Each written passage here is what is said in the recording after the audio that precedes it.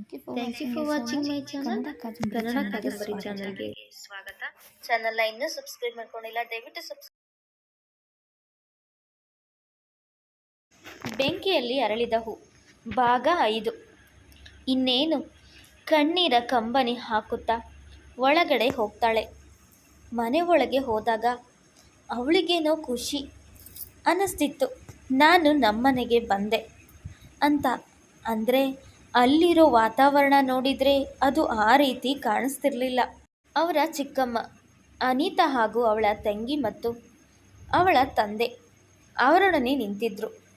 ಅವರು ಪ್ರಾಪರ್ಟಿ ಫೈಲ್ನ ಇಟ್ಕೊಂಡು ಅವಳ ಸೈನಿಗೋಸ್ಕರ ಕಾಯ್ತಾ ಇದ್ರೆ ಹೊರತು ತನ್ನ ಮಗಳು ಇಷ್ಟು ವರ್ಷ ಆದಮೇಲೆ ಮನೆಗೆ ಬರ್ತಾ ಇದ್ದಾಳೆ ಅನ್ನೋ ಯಾವುದೇ ರೀತಿ ಫೀಲಿಂಗ್ಸ್ ಯಾರಲ್ಲೂ ಕಾಣ್ತಾ ಇದ್ದಿಲ್ಲ. ಅವಳಿಗೆ ನಾನು ಮನೆಗೆ ಬರ್ತಿದ್ದೇನೆ ಅನ್ನೋ ಖುಷಿಲೇ ಅವಳಿದ್ಲು. ಆದರೆ ಅವಳ ಮಲತಾಯಿ ಒಂದು ಫೈಲ್ನ ತಂದು ಅವಳ ಮುಂದೆ ಇಡ್ತಾಳೆ. ಫಸ್ಟ್ ಸೈನ್ ಮಾಡು ಅಂತ ಫೋರ್ಸ್ ಮಾಡ್ತಾಯಿದ್ರು.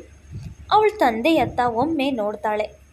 ಆದರೆ ಅವ್ರ ತಂದೆ ಕಡೆ ಯಾವುದೇ ರೀತಿ ಒಂದು ಸಣ್ಣ ಫೀಲ್ ಸಹ ಅವರ ಮುಖದಲ್ಲಿ ಕಾಣಿಸಲಿಲ್ಲ. ಅಥವಾ ಮಗಳು 5 ವರ್ಷದ ನಂತರ ಮನೆಗೆ ಬಂದಿದ್ದಾಳೆ ಅನ್ನೋ ಫೀಲ್ ಕೂಡ ಅವರಲ್ಲಿ ಇದ್ದಿಲ್ಲ.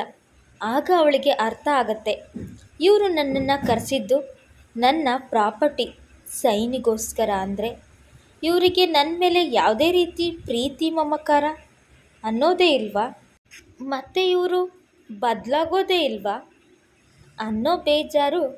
ಸರಿಯಪ್ಪ,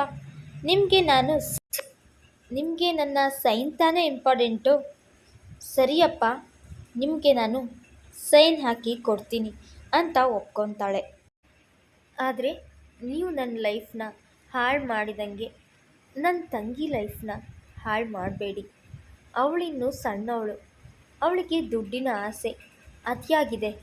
ಅಂದರೆ ನಾನು ಅವಳ ಥರ ಅಲ್ಲ. ಹಾಗಾಗಿ ನಾನು ನೀವು ಮಾಡಿರುವ ಮದುವೆಯಿಂದ ಮತ್ತೆ ನಾನು ಆ ಜೀವನ ನನಗೆ ಬೇಡ ಅಂತ ಬಿಟ್ಟು ಬಂದಿದ್ದೇನೆ. ನೀನು ನನ್ನ ಲೈಫ್ನಲ್ಲಿ ಆಡಿದ್ರಲ್ಲ ಆಟ, ಅದನ್ನು ನನ್ನ ತಂಗಿ ಲೈಫಲ್ಲಿ ಆಡಬೇಡಿ ಅಂತ ಹೇಳಿ ಸೈನ್ ಹಾಕ್ತಾಳೆ. ಇನ್ನೂ ಹೆಚ್ಚಿನ ಸಂಖ್ಯೆಯಲ್ಲಿ ಕಥೆಯನ್ನು ಓದಬೇಕು ಅಂದರೆ ಪ್ರತಿಲಿಪಿಯಲ್ಲಿ ನನ್ನನ್ನು ಹಿಂಬಾಲಿಸಿ.